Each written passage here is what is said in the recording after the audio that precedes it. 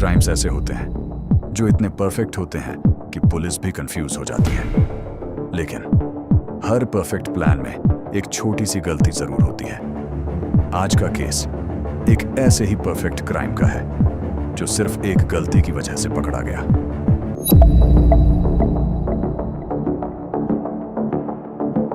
ये कहानी है मुंबई के एक बिजनेसमैन करण मल्होत्रा की। करण एक सक्सेसफुल बिजनेसमैन था। पैसा, पावर और इन्फ्लुएंस सब कुछ था उसके पास। लेकिन उसके करीबियों को पता था कि करण के अंदर एक डार्क साइड भी था। करण की वाइफ थी रिया मल्होत्रा। रिया एक सिंपल और समझदार महिला थी, लेकिन पिछले कुछ महीनों से उनके रिश्ते में तनाव चल रहा था। इस तनाव की वजह थी पैसा। रिया के नाम पर 5 करोड़ का इंश्योरेंस था। अगर उसकी मौत हो जाती तो पूरा पैसा करण को मिलने वाला था। यहीं से करण के दिमाग में एक खतरनाक प्लान शुरू हुआ। उसने सोचा, अगर मर्डर को एक्सीडेंट या नेचुरल डेथ दिखा दिया जाए तो कोई उस पर शक नहीं करेगा। करण ने हर चीज केयरफुली प्लान की। सीसीटीवी के ब्लाइंड स्पॉट्स, फेक एलिबाई और ऐसा तरीका जिसमें कोई एविडेंस ना बचे। सब कुछ परफेक्ट था। रात के करीब 11 बजे रिया अपने कमरे में थी। करण बाहर से बिल्कुल नॉर्मल बिहेव कर रहा था, लेकिन उसके दिमाग में प्लान चल रहा था। रात 1 बजे करण चुपचाप रिया के कमरे में गया। उसने उसे पॉइजन दे दिया। कुछ ही मिनटों में रिया बेहोश हो गई। करण ने पूरे सीन को ऐसे सेट किया कि यह एक नेचुरल डेथ लगे।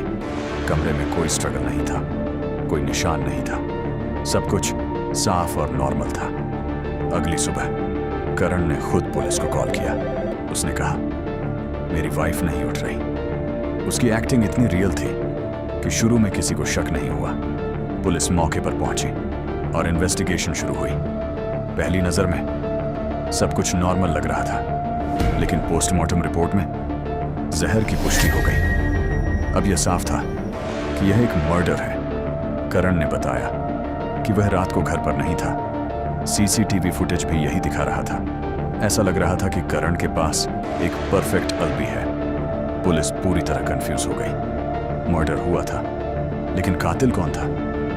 कोई जबरदस्ती के निशान नहीं, कोई एंट्री नहीं, जैसे यह एक लॉक्ड रूम मिस्ट्री हो।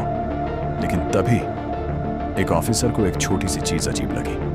रिया के कमरे में एक ग्लास पड़ा था। फॉरेंसिक रिपोर्ट में पता चला कि उस ग्लास पर सिर्फ करण के फिंगरप्रिंट्स थे।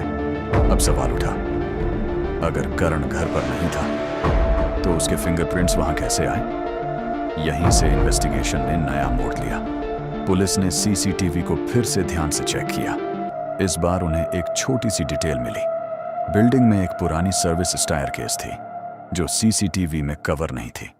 अब शक यकीन में बदलने लगा। पुलिस ने उस स्टेयरकेस की जांच की। वहां उन्हें जूतों के हल्के निशान मिले। फोरेंसिक जांच में वो निशान करण के शूज से मैच हो गए। अब सच सामने था। करण उसी हिडन रास्ते से घर में आया था और उसी रास्ते से बाहर गया। जब पुलिस ने करण से कड़ाई से पूछताछ की तो वह टूट गया। उसने अपना जुर्म कबूल कर लिया। उसने कहा, मैंने सोचा था कि यह एक परफेक्ट क्राइम होगा, लेकिन मैं भूल गया कि हर प्लान में एक गलती रह जाती है। आखिरकार एक छोटी सी गलती ने उसके पूरे प्लान को खत्म कर दिया। यह केस हमें सिखाता है कि चाहे योजना कितनी भी परफेक्ट क्यों ना हो, सच ज्यादा देर तक छुपा नहीं रहता। अगर आपको ऐसे रहस्यमयी क्राइम केसेस पसंद हैं तो मिडनाइट केस फाइल्स को सब्सक्राइब जरूर करें, क्योंकि अगला केस शायद इससे भी ज्यादा खतरनाक होगा।